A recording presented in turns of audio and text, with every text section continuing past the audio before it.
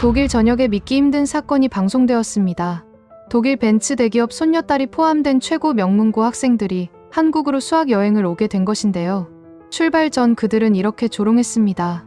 한국은 아직 농업국가 아닌가요? 김치 냄새가 너무 역해요. 심지어 학부모들까지 한국어는 이상한 언어라며 선진국은 따로 있다며 노골적으로 비웃었습니다.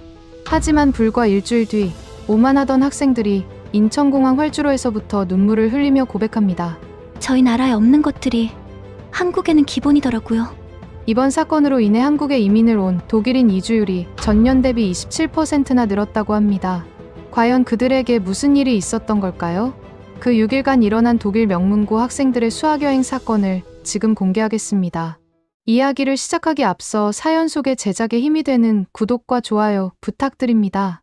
지금까지 저와 함께 해주신 모든 구독자분들께 감사드리며 올해 마지막까지 건강하시고 늘 행복하시길 바랍니다. 한국을 응원하신다면 대한민국 화이팅! 이라고 아래 댓글로 남겨주세요. 저는 올해 18살이 된 클라라 폰 슈미트입니다.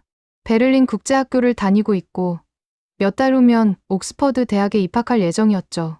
할아버지는 독일에서 손꼽히는 자동차 부품 회사를 운영하시고 아버지는 그 회사의 임원이십니다. 어머니는 외교관 출신으로 지금은 국제법 자문을 하고 계세요. 어릴 때부터 5개 국어를 배웠고 IQ 테스트에서는 148이 나왔습니다. 자만이 아니라 사실을 말씀드리는 겁니다. 저는 제가 유럽 최고 수준의 교육을 받고 있다고 확신했어요. 그런 제가 이런 고백을 하게 될 줄은 꿈에도 몰랐습니다. 5월 어느 화창한 오후였어요.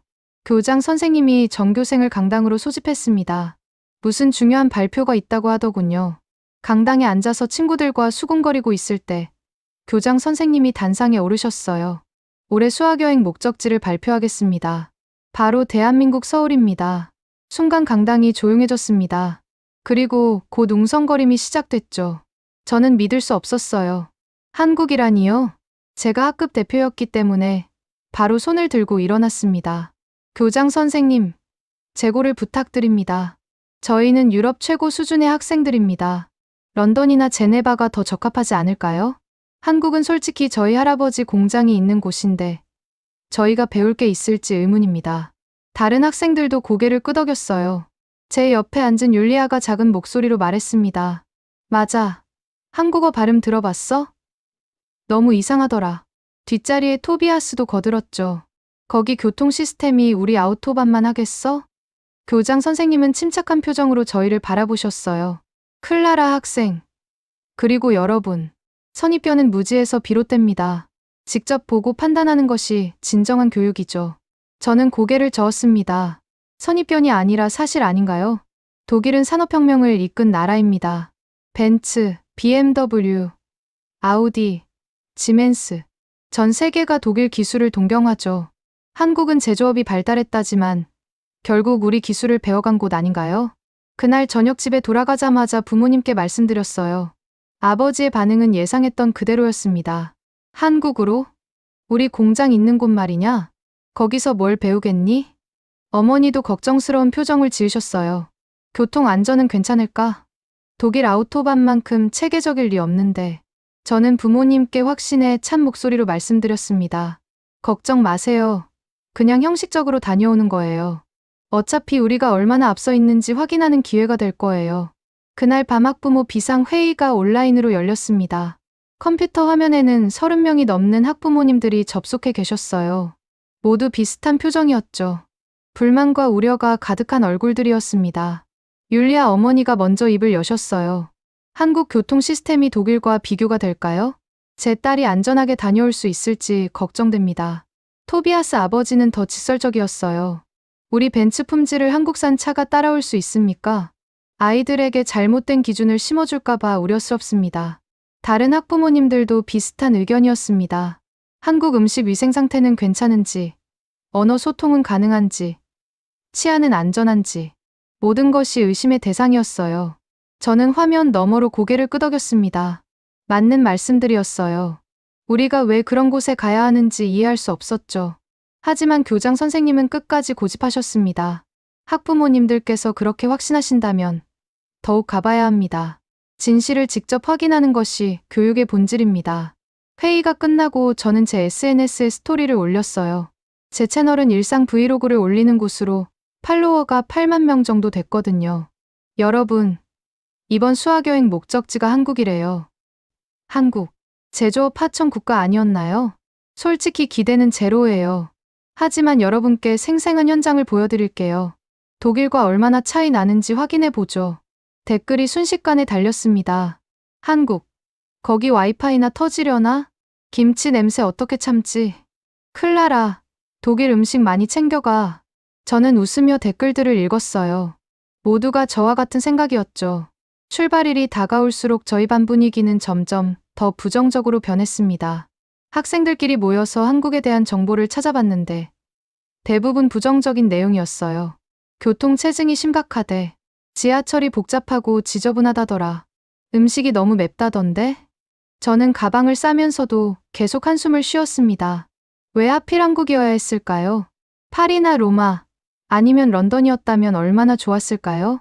독일 국기가 그려진 티셔츠를 가방에 넣으면서 생각했어요. 이번 여행은 우리의 우월함을 확인하는 시간이 될 거야. 독일이 얼마나 위대한 나라인지 다시 한번 깨닫게 될 거야. 출발 전날 밤, 저는 SNS에 마지막 브이로그를 올렸습니다. 내일이면 한국으로 출발해요. 솔직히 기대보다는 걱정이 앞서지만 여러분께 재미있는 콘텐츠를 보여드릴게요. 독일 학생이 본 한국의 민낯, 기대해주세요. 팔로워들의 반응은 뜨거웠어요. 클라라 파이팅. 독일 자존심 지켜줘. 한국 음식 먹고 배탈 나지 마. 저는 댓글들을 보며 미소 지었습니다. 모두가 저와 같은 생각이니까요. 하지만 그때는 몰랐습니다. 24시간 후 인천공항에 발을 디디는 순간부터 제 모든 생각이 완전히 뒤바뀔 거라는 것을요. 제가 얼마나 무지했고 얼마나 오만했는지 깨닫게 될 거라는 것을요. 그리고 제 인생에서 가장 큰 충격과 감동을 경험하게 될 거라는 것을요. 비행기가 인천국제공항에 착륙한 시간은 오후 2시 40분이었습니다. 창밖으로 내다본 풍경은 생각보다 현대적이었어요. 하지만 저는 여전히 회의적이었죠. 겉모습만 그럴듯하겠지. 막상 들어가 보면 다를 거야. 비행기에서 내려 입국장으로 향하는 통로부터 이상했습니다. 너무 깨끗했거든요. 바닥이 반짝반짝 윤이 났고 천장의 조명은 은은하면서도 밝았어요. 공기도 상쾌했습니다. 독일 프랑크푸르트 공항보다 훨씬 쾌적한 느낌이었죠.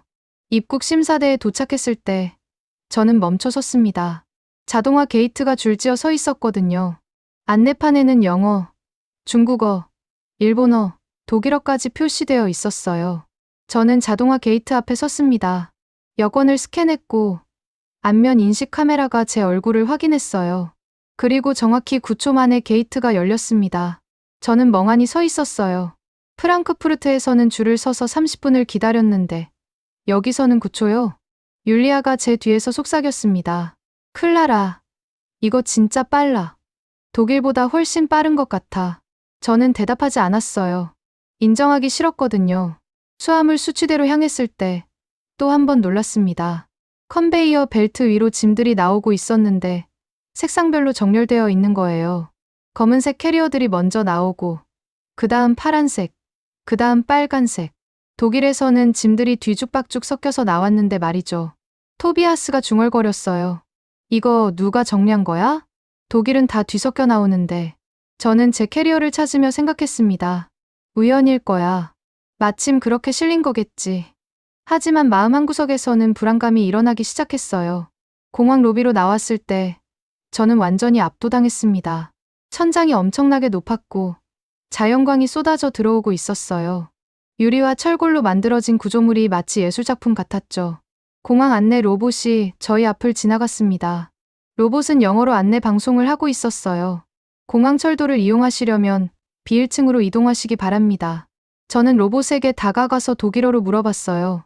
화장실이 어디예요? 로봇이 즉시 독일어로 대답했습니다.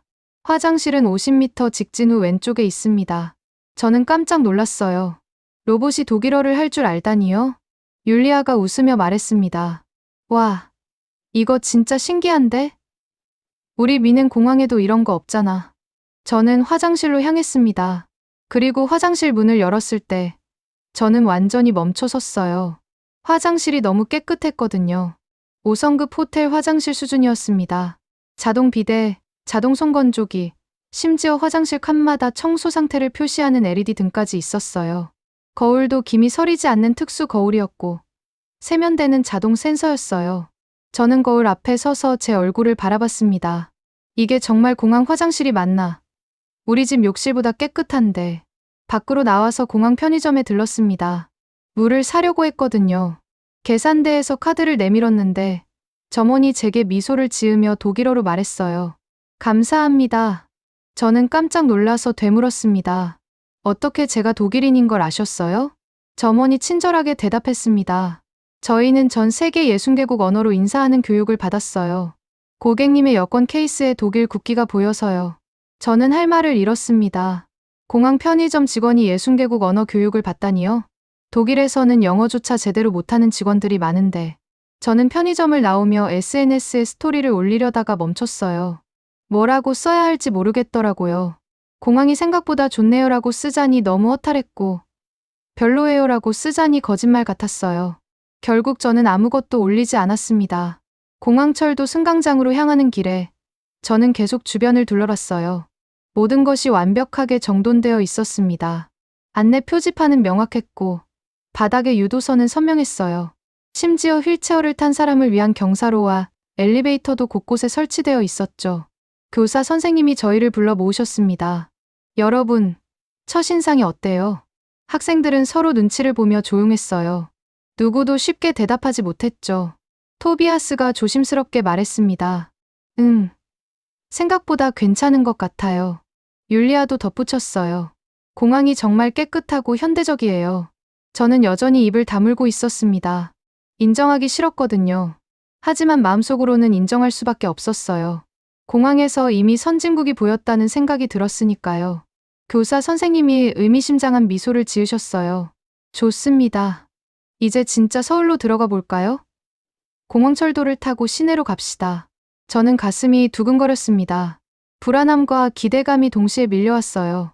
정말 서울도 이럴까요? 아니면 공항만 특별히 좋은 걸까요? 그때는 몰랐습니다.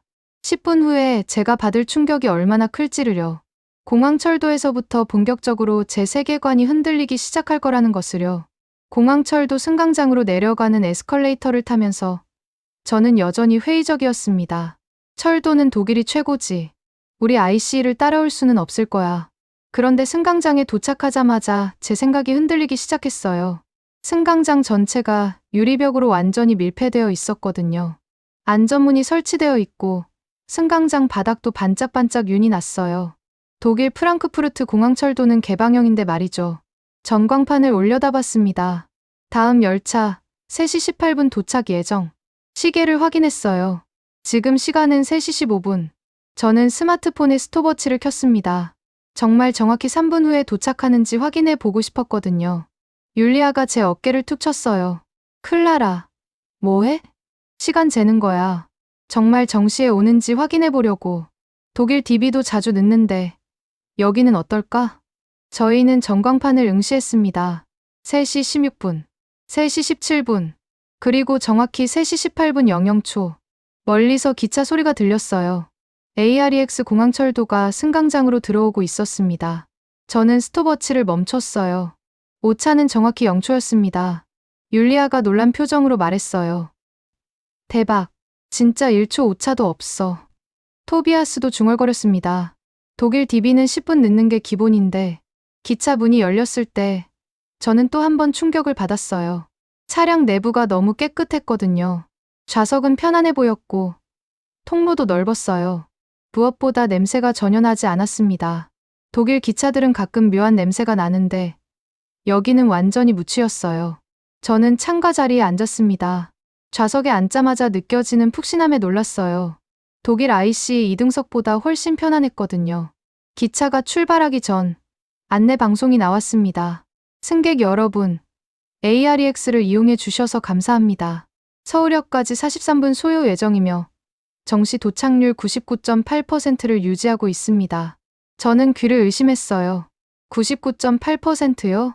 독일 DB는 정시 도착률이 70%도 안 되는데 교사 선생님이 저희를 불러 모으셨습니다. 여러분, 방금 들으셨죠?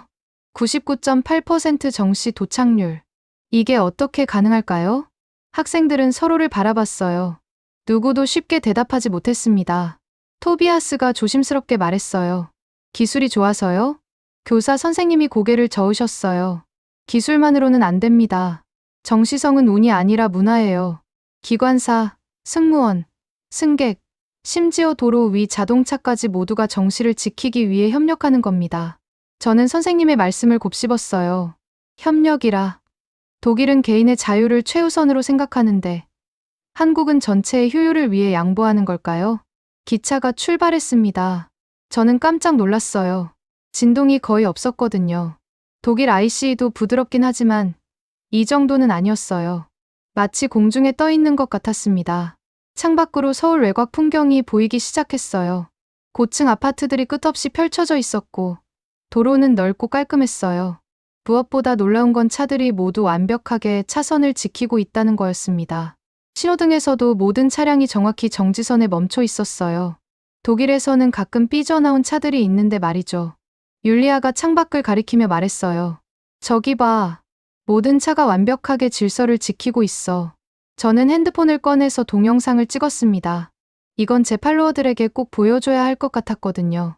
기차 안에서 무료 와이파이가 잡혔어요. 저는 속도 테스트를 해봤습니다. 다운로드 속도 150mbps. 독일 기차에서는 와이파이가 자주 끊기는데 여기는 엄청 빠르더라고요. 저는 SNS에 스토리를 올렸습니다. 지금 한국 공항철도 타고 있어요. 정시 도착률 99.8%라는데 독일은 70%도 안 되는데 말이죠. 와이파이도 엄청 빨라요. 댓글이 금방 달렸습니다. 진짜 독일보다 좋아? 클라라, 너 한국에 포섭당한 거 아니야? 사진 더 올려줘. 저는 웃으며 댓글들을 읽었어요. 하지만 마음 한구석에서는 불안했습니다. 정말 한국이 독일보다 나은 걸까요? 30분쯤 지났을 때 저는 핸드폰으로 속도를 확인해 봤어요. GPS 앱을 켰더니 시속 105km가 나왔습니다. 그런데 신기한 건 이렇게 빠른데도 진동이나 소음이 거의 없다는 거였어요. 독일 IC는 고속 구간에서 꽤 시끄러운 편인데 말이죠. 토비아스가 제 옆에 앉더니 속삭였어요. 클라라, 솔직히 말해봐. 이거 독일보다 좋은 것 같지 않아? 저는 잠시 망설였습니다. 인정하기 싫었지만 거짓말을 할 수는 없었어요. 그런 것 같아. 토비아스가 한숨을 쉬었어요. 우리가 뭔가 잘못 알고 있었던 것 같아. 한국을 너무 무시했던 거 아닐까? 저는 대답하지 않았습니다. 하지만 속으로는 동의하고 있었어요. 정확히 43분 후 기차가 서울역에 도착했습니다. 저는 다시 스톱워치를 확인했어요. 오차는 정확히 0초였습니다. 43분 00초. 율리아가 박수를 쳤어요. 와, 진짜 정확해. 이거 어떻게 가능한 거야? 교사 선생님이 웃으시며 말씀하셨어요. 이게 바로 한국의 힘입니다. 기술도 좋지만 더 중요한 건 모두가 약속을 지킨다는 거예요. 정시성은 운이 아니라 문화였다는 걸 기억하세요. 서울역에 내렸을 때 저는 완전히 압도당했습니다. 역사가 엄청나게 컸거든요. 천장이 높고 자연광이 쏟아져 들어오고 있었어요. 바닥도 반짝반짝 윤이 났고 안내 표지판도 명확했습니다. 무엇보다 놀라운 건 사람들의 질서였어요. 수많은 사람들이 오가는데도 모두가 우측 통행을 지키고 있었거든요. 서로 부딪히지 않고 자연스럽게 흐름을 만들어내고 있었어요. 저는 멍하니 서서 그 광경을 바라봤습니다. 이게 정말 가능한 일인가? 교사 선생님이 저희를 불러 모으셨어요. 자, 이제 지하철을 타고 호텔로 갑시다. 진짜 서울의 교통 시스템을 경험해 볼 시간이에요. 저는 가슴이 두근거렸습니다. 지하철은 또 어떨까요? 공항과 공항철도가 이 정도인데 지하철도 비슷할까요? 그때는 몰랐습니다. 지하철에서 제가 받을 충격이 지금까지의 것보다 훨씬 클 거라는 것을요. 서울역 지하철 입구로 향하는 길은 복잡했습니다. 수많은 사람들이 오가고 있었거든요. 저는 긴장했어요. 독일 베를린 지하철도 러시아워에는 정말 혼잡하거든요. 사람들이 서로 밀치고 시끄럽고 가끔은 불쾌한 냄새도 나죠. 한국도 비슷하겠거니 생각했어요. 하지만 지하철 입구로 들어서는 순간 저는 멈춰 섰습니다. 너무 깨끗했거든요. 바닥은 반짝반짝 윤이 났고 천장의 LED 조명은 은은하면서도 밝았어요. 공기도 상쾌했습니다. 티켓을 사는 곳으로 갔을 때 또 놀랐어요. 자동 발매기가 터치스크린으로 되어 있었고, 영어, 중국어, 일본어까지 지원하더라고요. 토비아스가 화면을 만지작거리며 말했어요. 이거 되게 직관적인데? 독일 것보다 훨씬 쓰기 쉬워. 저희는 교통카드를 구입했습니다. 교사 선생님이 설명해 주셨어요. 이 카드로 지하철, 버스 모두 탈 수 있어요. 게다가 환승할 때 추가 요금이 없습니다. 율리아가 놀라며 물었어요. 무료 환승이요? 독일은 구간마다 다 따로 내야 하는데. 네. 여기는 2시간 이내면 계속 무료로 환승할 수 있어요. 저는 고개를 끄덕였습니다. 환승 영원, 배려 100점이라는 말이 떠올랐어요. 시스템이 사람을 배려하는 거네요. 승강장으로 내려가는 에스컬레이터를 탔습니다. 그리고 승강장에 도착했을 때 저는 완전히 압도당했어요. 승강장 전체가 유리벽으로 둘러싸여 있고 안전문이 완벽하게 설치되어 있었거든요. 독일 베를린 지하철은 대부분 개방형인데 여기는 모든 역이 이런 식으로 되어 있는 것 같았어요. 승강장 바닥에는 탑승 위치를 표시하는 선이 그어져 있었습니다. 그리고 놀랍게도 사람들이 모두 줄을 서서 기다리고 있는 거예요. 독일에서는 막 밀고 들어가는 경우가 많은데 말이죠. 율리아가 제 팔을 잡으며 속삭였어요. 클라라, 저기 봐. 모두가 줄 서서 기다리고 있어. 정말이네? 지하철이 들어오는 소리가 들렸습니다. 그런데 소음이 거의 없었어요. 독일 지하철은 꽤 시끄러운 편인데 이건 정말 조용했어요. 지하철이 정확히 탑승 위치 표시선 앞에 멈췄습니다. 문이 열렸고 사람들이 먼저 내리기를 기다렸어요. 모든 승객이 내린 후에야 대기하던 사람들이 질서정연하게 탑승했습니다. 저는 그 광경을 멍하니 바라봤어요. 누가 시킨 것도 아닌데 모두가 자연스럽게 질서를 지키고 있었거든요. 지하철에 탑승했을 때 저는 또 한 번 놀랐습니다. 차량 내부가 너무 깨끗했거든요. 좌석은 물론이고 바닥, 손잡이, 모든 것이 반짝반짝했어요. 냄새도 전혀 나지 않았습니다. 무엇보다 놀라운 건 조용함이었어요. 사람들이 많은데도 모두 조용히 있었거든요. 통화하는 사람도 없었고 큰 소리로 떠드는 사람도 없었어요. 대부분 이어폰을 끼고 핸드폰을 보거나 책을 읽고 있었습니다. 소음 대신 질서라는 말이 정확히 이런 걸 의미하는구나 싶었어요. 저는 노약자석을 바라봤습니다. 좌석이 비어 있었거든요. 젊은 사람들은 모두 서 있고 노약자석만 비워두고 있었어요. 독일에서는 자리가 비면 누구든 앉는데 말이죠. 그때 70대쯤 되어 보이는 할머니가 탑승하셨어요. 즉시 30대로 보이는 직장인이 자리에서 일어나 양보했습니다. 할머니는 고맙다는 인사를 하셨고 젊은이는 미소로 답했어요. 그 모든 게 너무나 자연스러웠습니다. 저는 가슴이 뭉클해졌어요. 혼잡 대신 양보라는 말이 떠올랐습니다. 지하철이 움직이기 시작했을 때 진동이 거의 없었어요. 독일 지하철은 꽤 덜컹거리는 편인데 이건 정말 부드러웠습니다. 토비아스가 중얼거렸어요. 이거 진짜 지하철 맞나? 고급 승용차 같은데. 몇 정거장을 지나면서 저는 계속 주변을 관찰했어요. 모든 역이 비슷하게 깨끗하고 현대적이었습니다. 승강장마다 안전문이 설치되어 있고 바닥도 깨끗하고 조명도 밝았어요. 독일은 역마다 편차가 큰 편인데 여기는 모든 역이 일정한 수준을 유지하고 있었어요. 명동역에 도착했을 때 저는 또 한 번 놀랐습니다. 역사가 정말 화려했거든요. 쇼핑몰처럼 꾸며져 있고 상점들도 많았어요. 지하철역이 아니라 백화점 같았습니다. 지상으로 올라왔을 때 서울 시내가 한눈에 들어왔어요. 고층 빌딩들이 끝없이 펼쳐져 있었고 도로도 넓고 깔끔했어요. 무엇보다 놀라운 건 사람들의 질서였습니다. 횡단보도에서 신호를 기다리는 사람들을 봤어요. 빨간 불인데 차가 한 대도 없었거든요. 그런데도 모든 사람들이 기다리고 있는 거예요. 독일에서는 차가 없으면 그냥 건너는 경우가 많은데 말이죠. 율리아가 중얼거렸어요. 저 사람들 왜 기다려? 차가 없는데. 교사 선생님이 설명해 주셨습니다. 빨간불 앞에 멈춤이 도시 전체를 빠르게 한다는 걸 이해하세요. 모두가 규칙을 지키면 교통 흐름이 원활해지고 결국 모두에게 이득이 되는 거예요. 저는 선생님의 말씀을 곱씹었어요. 정말 그런 것 같았습니다. 모두가 조금씩 양보하고 규칙을 지키니까 전체 시스템이 효율적으로 돌아가는 거네요. 신호가 바뀌자 사람들이 질서정연하게 길을 건넜어요. 서로 밀치지도 않고 양보하면서 걸어가더라고요.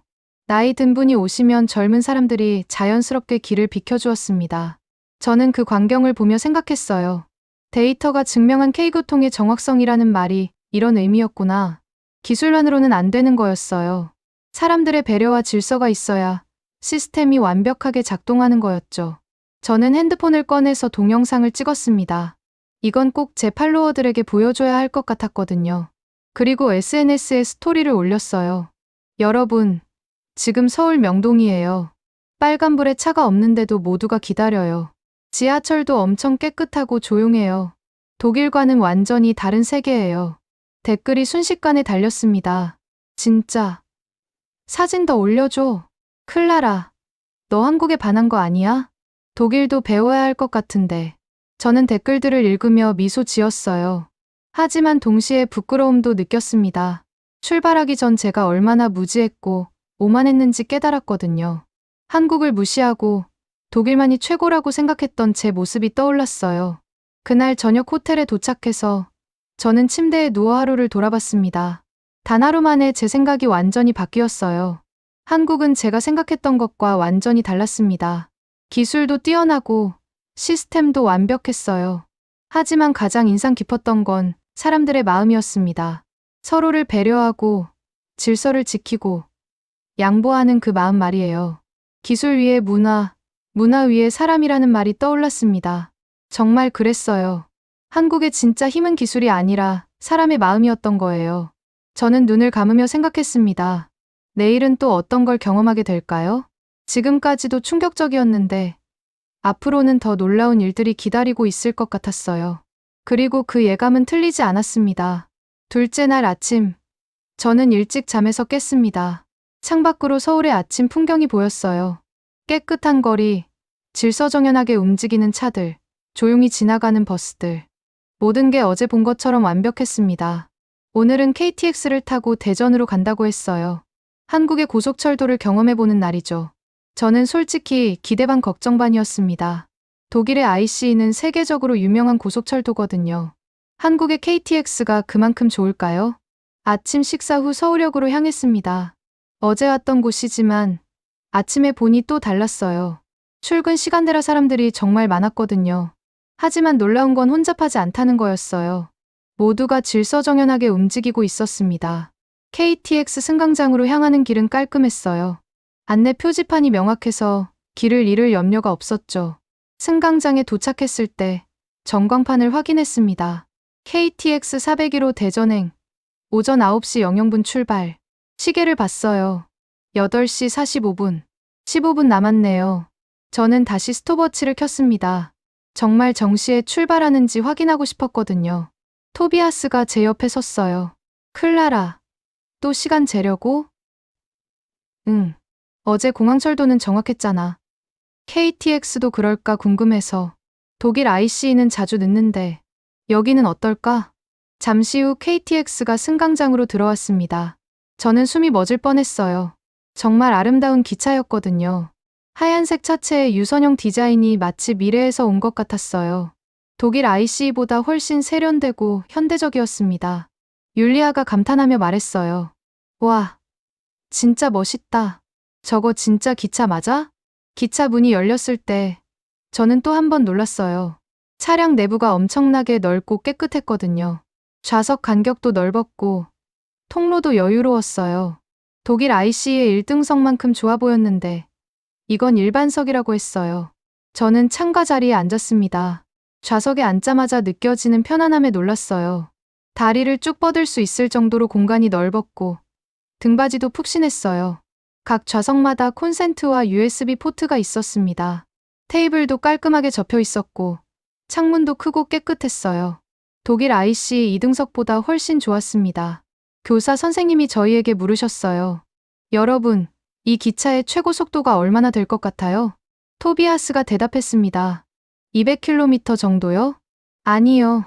시속 300km 이상입니다. 학생들이 놀라는 소리가 여기저기서 들렸어요. 율리아가 물었습니다. 독일 IC도 300km까지 나오잖아요? 맞아요. 하지만 정시성이 다릅니다. KTX의 정시 도착률은 99% 이상이에요.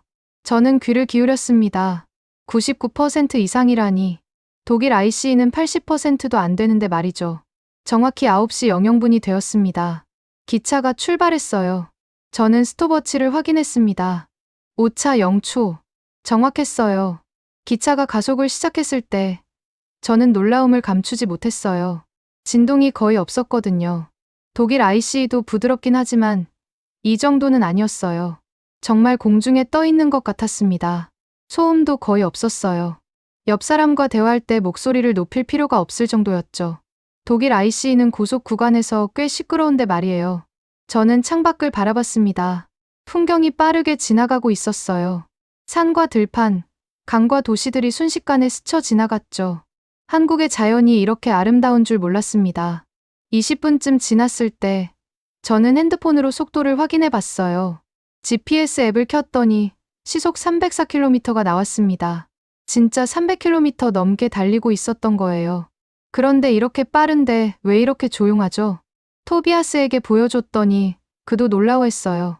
대박이야. 진짜 300km 넘게 나와. 근데 왜 이렇게 조용해? 차장님이 저희 옆을 지나가시다가 미소를 지으셨어요. 한국이 처음이신가요? KTX는 어떠세요?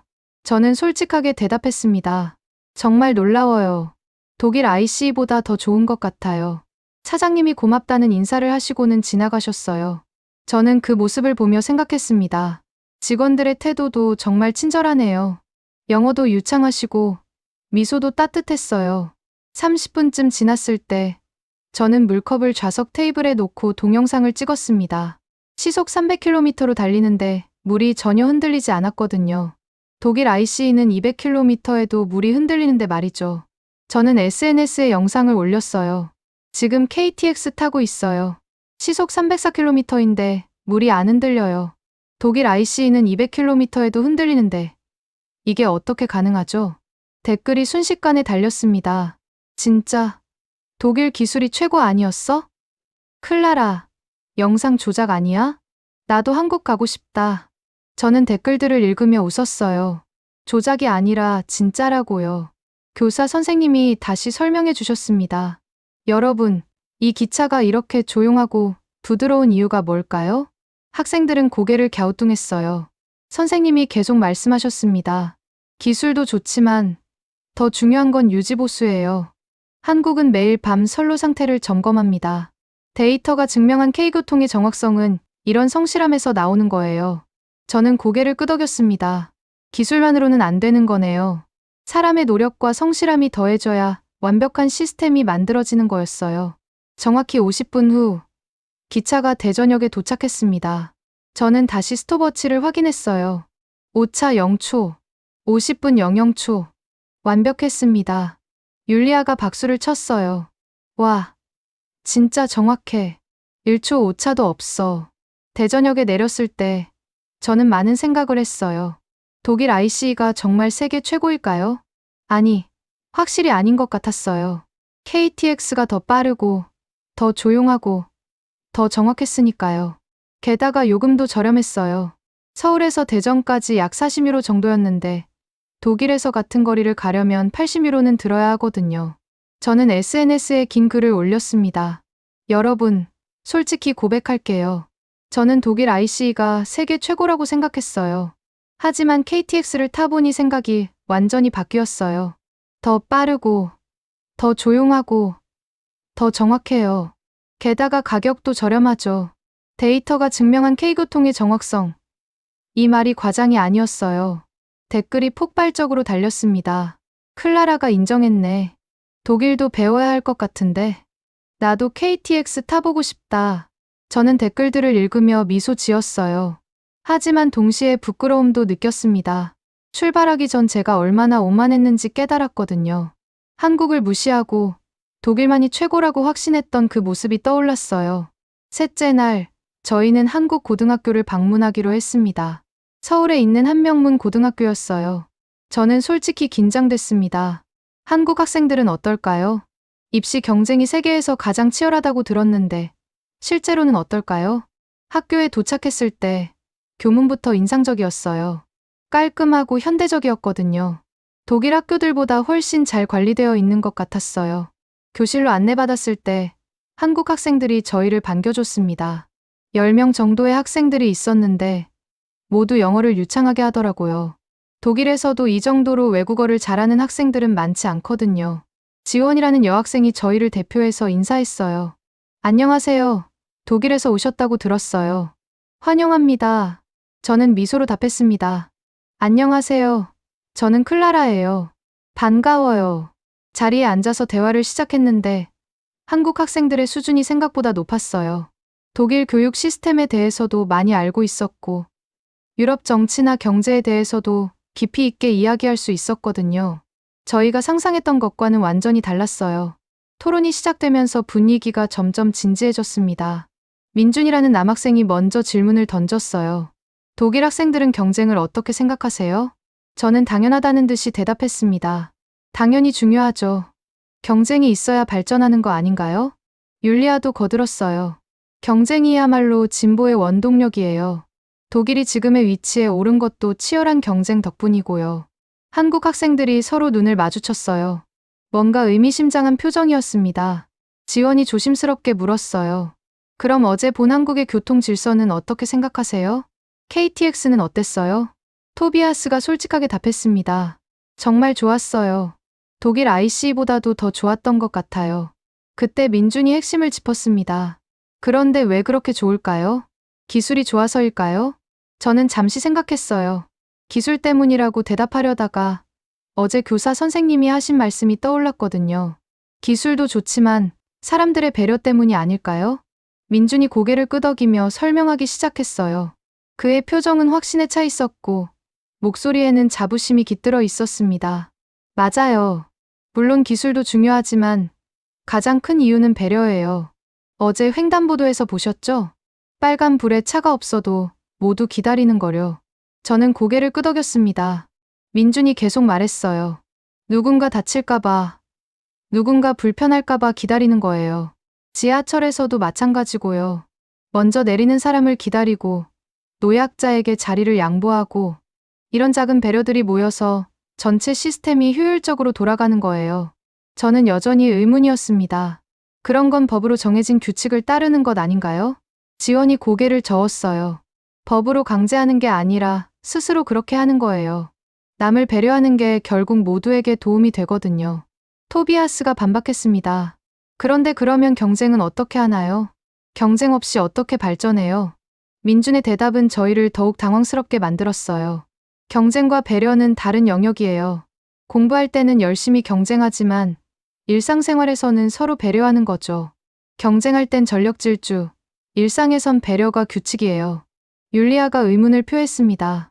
한국도 경쟁이 치열하다고 들었는데 어떻게 배려 문화가 생겼나요? 지원의 답변이 저희에게는 충격이었어요. 그게 바로 핵심이에요. 경쟁이 치열하니까 더욱 배려가 필요한 거예요. 모두가 힘들고 바쁠 때 서로 조금씩 도와주면 모두가 덜 힘들어지잖아요. 저는 뭔가 이해가 되기 시작했어요. 그래서 조심스럽게 물었습니다. 그럼 배려가 더 효율적이라는 말씀인가요? 지원이 단호하게 대답했어요. 배려는 약한 게 아니라 실제로 더 강한 힘이에요. 모두가 질서를 지키면 교통이 원활해지고 그럼 저도 학원에 늦지 않잖아요. 소음 대신 질서, 혼잡 대신 양보. 그게 결국 제 시간을 아껴주는 거예요. 그 말을 듣는 순간 저는 머릿속이 복잡해졌어요. 지금까지 저희가 알고 있던 상식과 완전히 달랐거든요. 민준이 구체적인 예를 들어 설명했습니다. KTX가 정시율 99%를 유지하는 것도, 지하철이 그렇게 질서정연한 것도 결국 사람들이 서로 배려하기 때문이에요. 만약 모두가 자기 편의만 생각한다면 교통 시스템이 이렇게 효율적일 수 있을까요? 저는 할 말이 없었어요. 생각해보니 정말 맞는 말이었거든요. 지난 사흘간 본 모든 것들이 떠올랐습니다. 질서정연한 지하철, 정확한 버스 시스템, 완벽한 교통 질서. 이 모든 게 개인의 배려에서 나온 거였네요. 그 순간 저는 뭔가 큰 깨달음을 얻은 것 같았어요. 동시에 부끄러움도 느꼈습니다. 지금까지 저희는 경쟁만이 발전의 원동력이라고 생각했어요. 하지만 한국에서 본 모든 것들이 사실은 배려라는 더 큰 힘에서 나온 거였구나. 지원이 마지막으로 저희에게 물었어요. 그럼 독일은 어떤가요? 배려 문화가 있나요? 저희는 서로를 바라봤어요. 솔직히 답하기 어려웠거든요. 율리아가 망설이며 말했습니다.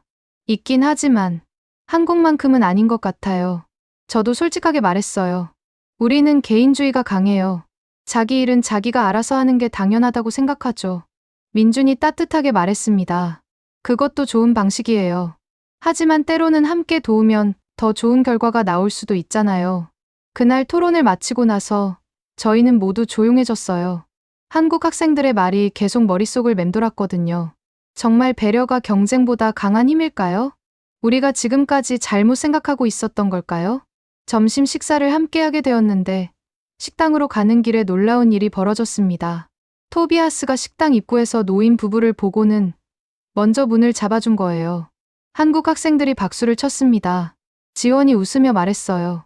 와, 자연스럽게 배려하시네요. 토비아스가 당황하며 말했습니다. 아, 나도 모르게 그냥. 저는 그 모습을 보며 미소 지었어요. 문화는 전염되는 거네요. 겨우 사흘 만에 저희도 변하기 시작한 거예요. 식사를 마치고 학교를 나오면서 저는 많은 생각을 했습니다. 한국 학생들은 경쟁도 치열하게 하지만 일상에서는 배려를 잊지 않았어요. 그 균형이 정말 대단하다고 느꼈습니다. 기술 위에 문화, 문화 위에 사람이라는 말이 또 떠올랐어요. 정말 그랬습니다. 한국의 진짜 힘은 사람의 마음이었어요. 그날 밤 호텔에서 저는 SNS에 긴 글을 올렸습니다. 오늘 한국 학생들과 토론했어요. 그들은 말했죠. 경쟁할 땐 전력 질주, 일상에선 배려가 규칙이라고. 처음에는 이해가 안 갔어요. 하지만 지금은 알 것 같아요. 배려가 약한 게 아니라 시스템을 강하게 만드는 거라는 거요. 우린 몰랐다. 한국은 이미 표준이었다는 걸. 댓글이 폭발적으로 달렸습니다. 클라라 완전히 변했네. 나도 한국 가서 배우고 싶다. 독일도 이런 문화가 필요한 것 같아. 저는 댓글들을 읽으며 눈물이 날 것 같았어요. 출발하기 전 제가 얼마나 무지했고 얼마나 오만했는지 깨달았거든요. 그리고 이제는 인정할 수밖에 없었습니다. 진짜 선진국은 마음의 품질로 완성된다는 것을요. 넷째 날, 저희는 버스 체험을 하기로 했습니다. 서울 시내 곳곳을 버스로 다니며 도시를 느껴보는 거였죠. 저는 솔직히 버스에는 큰 기대를 하지 않았어요. 독일 버스도 그저 그런 수준이거든요. 하지만 버스 정류장에 도착하자마자 저는 또 놀랐습니다. 정류장에 대형 전광판이 있었거든요. 147번 버스, 2분 후 도착. 273번 버스, 5분 후 도착. 실시간으로 버스 위치를 추적해서 정확한 도착 시간을 알려주는 거였어요. 율리아가 감탄하며 말했습니다. 와, 이거 진짜 편리한데? 독일은 그냥 배차 간격만 나오는데 정류장 자체도 인상적이었어요. 유리로 만들어진 깔끔한 대기실이 있고 의자도 편안했어요. 심지어 에어컨까지 나오더라고요. 토비아스가 중얼거렸어요. 버스 정류장에 에어컨이 있다고? 독일에는 이런 거 없는데. 전광판에 표시된 대로 정확히 2분 후 147번 버스가 도착했습니다. 저는 시계를 확인했어요. 5차 0초. 완벽했습니다. 버스에 탑승하는 순간 저는 할 말을 잃었어요. 버스 내부가 너무 깨끗했거든요. 좌석도 편안하고 에어컨도 시원하게 나오고 심지어 각 좌석마다 USB 충전 포트까지 있었어요. 버스 앞쪽에는 대형 LCD 화면이 설치되어 있었습니다. 거기에는 다음 정류장 이름, 환승 정보, 심지어 날씨까지 표시되고 있었어요. 율리아가 놀라며 말했어요. 이거 버스 맞아? 고급 관광버스 같은데. 교사 선생님이 설명해 주셨습니다. 여기서 중요한 건 환승 시스템이에요. 버스에서 지하철로, 지하철에서 버스로 갈아탈 때 2시간 이내면 추가 요금이 없어요. 저는 놀라서 되물었습니다. 2시간이나요? 독일은 구간마다 다 따로 내야 하는데 버스가 움직이기 시작했을 때도 놀라웠어요. 진동이 거의 없었거든요. 독일 버스는 꽤 덜컹거리는 편인데 이 버스는 정말 부드러웠습니다. 창밖으로 서울 시내가 보였어요. 모든 차량이 완벽하게 차선을 지키고 있었고 신호등에서도 정확하게 멈춰 있었어요. 토비아스가 감탄하며 말했습니다. 저기 봐. 모든 차가 완벽한 질서를 유지하고 있어. 30분 정도 버스를 타고 다니면서 저는 계속 주변을 관찰했어요. 버스는 한 번도 지연되지 않았습니다. 모든 정류장에 정확한 시간에 도착했어요. 횡단보도에서는 보행자가 건너려고 하면 모든 차량이 완전히 정지해서 기다렸습니다. 버스 기사님도 정말 친절했어요. 노인분이 타시면 완전히 정차할 때까지 기다려드리고 휠체어를 탄 분이 계시면 특수 장치를 작동시켜서 도와드렸어요. 점심시간에 명동에 내렸을 때 사람이 정말 많았지만 질서정연했습니다. 모두 우측 통행을 지키고 있었고 서로 밀치지도 않았어요. 지하철 입구에서는 수많은 사람들이 줄을 서서 차례를 기다리고 있었습니다. 지하철이 도착하면 먼저 내리는 사람들을 기다린 후에 탑승하더라고요. 율리아가 중얼거렸어요. 누가 가르쳐 준 것도 아닌데 어떻게 다들 이렇게 자연스럽게 질서를 지킬까? 교사 선생님이 대답하셨습니다. 그게 바로 문화예요. 서로 배려하는 마음에서 자연스럽게 형성된 거죠. 저는 그날 하루 종일 버스와 지하철을 타며 서울을 돌아다녔습니다. 그리고 확신하게 되었어요. 우린 몰랐다. 한국은 이미 표준이었다는 것을요. 교통 시스템만 봐도 그랬습니다. 정시성, 청결도, 편의성, 모든 면에서 독일을 앞서고 있었어요. 하지만 가장 인상 깊었던 건 사람들의 마음이었습니다. 서로를 배려하고 질서를 지키고 양보하는 그 마음이요. 그날 저녁 호텔로 돌아와서 저는 오랫동안 창밖을 바라봤어요.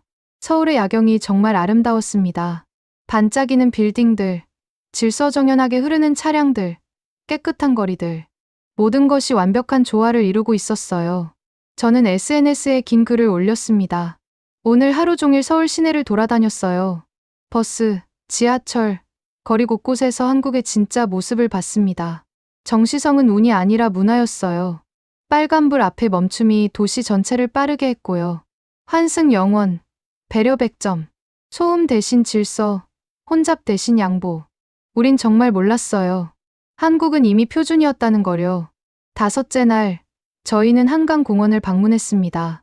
서울의 여유로운 모습을 보고 싶었거든요. 한강에 도착했을 때 저는 깜짝 놀랐어요. 공원이 정말 넓고 깨끗했거든요. 자전거 도로, 산책로, 운동시설이 완벽하게 갖춰져 있었어요. 무엇보다 놀라운 건 사람들의 모습이었습니다. 수많은 사람들이 공원을 이용하고 있었지만 모두가 질서를 지키고 있었어요. 자전거를 타는 사람들은 자전거 도로만 이용했고 산책하는 사람들은 산책로를 걸었어요. 쓰레기도 하나 보이지 않았습니다. 율리아가 감탄하며 말했어요. 이렇게 많은 사람들이 있는데 왜 이렇게 깨끗하지? 토비아스가 대답했습니다. 다들 쓰레기를 가져가는 것 같아. 저기 봐. 사람들이 봉투에 담아서 가지고 가잖아. 정말 그랬어요. 사람들은 자기가 만든 쓰레기를 봉투에 담아서 가지고 다니다가 쓰레기통에 버리고 있었어요. 공원 벤치에 앉아서 쉬고 있을 때 한 무리의 중학생들이 지나갔습니다. 그들은 쓰레기를 주우며 걷고 있었어요. 자기들이 버린 것도 아닌데 말이죠. 저는 그 모습을 보며 가슴이 뭉클해졌습니다. 교육이 이렇게 다를 수가 있구나. 오후에는 광화문 광장을 방문했습니다. 역사적인 장소라고 했어요. 광장에는 정말 많은 사람들이 있었는데 여기도 질서정연했습니다. 관광객들도 많았지만 모두가 줄을 서서 사진을 찍고 조용히 관람하고 있었어요. 저는 세종대왕 동상 앞에 서서 생각했습니다. 이 나라가 어떻게 이렇게 짧은 시간에 이만큼 발전할 수 있었을까? 교사 선생님이 설명해 주셨어요. 한국은 불과 70년 전만 해도 전쟁의 폐허 속에 있었어요. 하지만 교육에 투자하고 기술을 발전시키고 무엇보다 사람들이 서로 협력했죠. 기술 위에 문화를 세우고 문화 위에 사람을 세운 거예요. 저는 그 말씀을 가슴 깊이 새겼습니다. 기술만으로는 안 되는 거였어요. 문화가 있어야 하고 그 문화를 만드는 건 결국 사람의 마음이었죠. 저녁에는 동대문 디자인 플라자를 방문했습니다. 현대적인 건축물이 정말 인상적이었어요. 하지만 더 인상적이었던 건 그곳을 이용하는 사람들의 모습이었습니다. 젊은이들이 많았는데 모두 예의 바르고 조용했어요. 사진을 찍을 때도 다른 사람을 배려하며 차례를 기다렸고 좁은 통로에서는 서로 양보했습니다. 율리아가 제게 속삭였어요. 클라라, 우리 독일 젊은이들이랑 너무 다른 것 같지 않아? 저는 고개를 끄덕였습니다. 정말 그랬어요. 독일 젊은이들은 좀 더 자유분방하고 때로는 시끄럽기도 하거든요. 하지만 한국 젊은이들은 자유로우면서도 타인을 배려하는 모습이었어요. 그날 밤 호텔로 돌아와서 저는 침대에 누워 많은 생각을 했습니다. 이번 여행에서 제가 본 것들이 주마등처럼 스쳐 지나갔어요. 인천공항의 첫인상, 공항철도의 정시성, 지하철의 청결함, KTX의 완벽함, 버스의 편리함, 사람들의 배려심. 모든 것이 저에게 큰 충격이었습니다. 그리고 깨달았어요. 진짜 선진국은 건물이 높고 기술이 좋은 나라가 아니라 사람들의 마음이 아름다운 나라라는 것을요. 기술 위에 문화, 문화 위에 사람. 이 말이 무슨 뜻인지 이제 완전히 이해할 수 있었습니다. 한국의 모든 시스템이 완벽한 이유는 기술 때문이 아니었어요. 사람들이 서로를 배려하고 질서를 지키고 약속을 지키기 때문이었죠. 저는 SNS에 마지막 글을 올렸습니다. 내일이면 독일로 돌아갑니다. 솔직히 말해서 가고 싶지 않아요. 이곳에서 더 많은 걸 배우고 싶거든요. 기술 위에 문화, 문화 위에 사람. 이 말의 의미를 이제 알 것 같아요. 한국의 진짜 힘은 사람의 마음이었어요. 배려, 질서, 양보. 이런 작은 것들이 모여서 위대한 나라를 만드는 거였습니다. 진짜 선진국은 마음의 품질로 완성된다는 것을 저는 이곳에서 배웠어요. 댓글이 폭발적으로 달렸습니다. 클라라, 너 완전히 변했다. 나도 한국 가고 싶어. 독일도 배워야 할 게 많은 것 같아. 한국 최고. 저는 댓글들을 읽으며 눈물이 났어요. 출발하기 전 제가 얼마나 무지하고 오만했는지 이제는 너무나 부끄러웠거든요. 하지만 동시에 감사했습니다. 이번 여행을 통해 진짜 중요한 것이 무엇인지 배울 수 있었으니까요. 6째 날 아침, 출국 준비를 하면서 저는 복잡한 심경이었습니다. 오늘이면 독일로 돌아가는 날이었거든요. 6일간의 한국 여행이 끝나는 거죠. 가방을 싸면서도 계속 망설여졌어요. 정말 돌아가야 할까요? 여기서 더 머물고 싶었습니다. 창밖으로 마지막 서울의 아침 풍경을 바라봤어요. 깨끗한 거리, 질서정연하게 움직이는 사람들, 조용히 지나가는 버스들. 이 모든 것이 이제는 너무나 익숙하고 소중하게 느껴졌습니다. 호텔을 나서서 인천공항으로 향하는 버스에 탔을 때 학생들 모두 조용했어요. 평소 같으면 벌써 집에 간다고 떠들었을 텐데 이상하게 아무도 말이 없었습니다. 율리아가 제 옆에 앉더니 속삭였어요. 클라라, 나 지금 너무 복잡해. 집에 가고 싶기도 한데 여기 더 있고 싶기도 하고. 저도 고개를 끄덕였습니다. 나도 그래. 정말 많이 배웠어. 우리가 몰랐던 게 너무 많았어. 버스 안에서 친구들과 지난 6일을 이야기했어요. 토비아스가 말했습니다. 솔직히 처음엔 한국을 무시했잖아. 근데 와보니까 우리보다 훨씬 앞서 있더라. 다른 학생도 거들었어요. 맞아. 교통 시스템, 사람들의 질서, 모든 게 완벽했어. 인천공항에 도착했을 때 저는 일주일 전과는 완전히 다른 눈으로 공항을 바라봤습니다. 처음 왔을 때는 그냥 깨끗하다고만 생각했는데 이제는 그 안에 담긴 의미를 알 수 있었어요. 완벽한 청결함, 친절한 직원들, 효율적인 시스템. 이 모든 것이 사람들의 노력과 배려로 만들어진 거였죠. 체크인을 마치고 출국장으로 향했습니다. 보안 검색대를 통과하면서도 직원들의 친절함에 다시 한번 감동했어요. 연세 구역에서 마지막 쇼핑을 하면서 저는 한국 기념품들을 많이 샀습니다. 가족들과 친구들에게 선물하려고요. 탑승 게이트로 향하는 길, 저는 창밖을 내다봤어요. 활주로가 보였습니다. 비행기들이 정렬되어 있고 지상 조업팀이 손신호로 완벽하게 소통하고 있었어요. 모든 차량이 1초 오차 없이 움직이고 있었습니다. 그 광경을 보는 순간 저는 가슴이 뭉클해졌어요. 저도 모르게 눈물이 흘러내렸습니다. 율리아가 놀라며 물었어요. 클라라, 왜 울어? 저는 말을 잇지 못했어요. 그냥 눈물이 계속 났거든요. 교사 선생님이 다가오셨습니다. 클라라, 괜찮니? 저는 떨리는 목소리로 말했어요. 선생님, 저희가 완전히 틀렸어요. 뭐가? 우린 몰랐어요. 한국이 이미 표준이었다는 거요. 공항에서, 지하철에서, 고속철에서 저희가 선진국이라고 자부했던 독일보다 훨씬 앞서 있었어요. 다른 학생들도 고개를 숙였습니다. 토비아스도 눈물을 글썽이며 말했어요. 맞아요. 우리가 너무 오만했어요. 저는 계속 말했습니다. 근데 가장 충격적인 건 이 모든 게 기술 때문이 아니라 사람의 마음 때문이었다는 거예요. 배려, 질서, 양보, 이런 작은 것들이 모여서 완벽한 시스템을 만든 거였어요. 선생님이 따뜻한 미소를 지으시며 말씀하셨어요. 이제 알겠구나. 진짜 선진국이 무엇인지. 저는 고개를 끄덕이며 울먹였습니다. 네, 선생님. 진짜 선진국은 건물이 높고 기술이 좋은 나라가 아니라 사람들의 마음이 아름다운 나라인 것 같아요. 진짜 선진국은 마음의 품질로 완성되는 거였어요. 탑승 안내 방송이 나왔습니다. 저희는 비행기에 올랐어요. 좌석에 앉아서도 계속 창밖을 바라봤습니다. 비행기가 이륙하면서 서울의 모습이 점점 작아졌어요. 반짝이는 빌딩들, 넓은 한강, 질서정연한 도로들, 모든 것이 눈에 담겼습니다. 저는 마음속으로 다짐했어요. 꼭 다시 올 거야. 그리고 더 많은 걸 배울 거야. 독일에 도착한 후 저희는 정말 많이 변했습니다. 학교에서 한국 여행 발표회를 열었을 때 강당이 꽉 찼어요. 제가 발표 무대에 섰습니다. 여러분, 한국은 우리가 배워야 할 나라입니다. 기술도 뛰어나고 시스템도 완벽하지만 가장 중요한 건 사람들의 마음이에요. 사진과 영상을 보여주며 설명했습니다. 학생들이 놀라는 표정을 지었어요. 진짜 이렇게 깨끗해? 정시율 99%가 가능해? 발표가 끝나고 질의응답 시간에 한 학생이 물었습니다. 클라라, 그럼 이제 독일이 최고라고 생각 안 해? 저는 확신에 차서 대답했어요.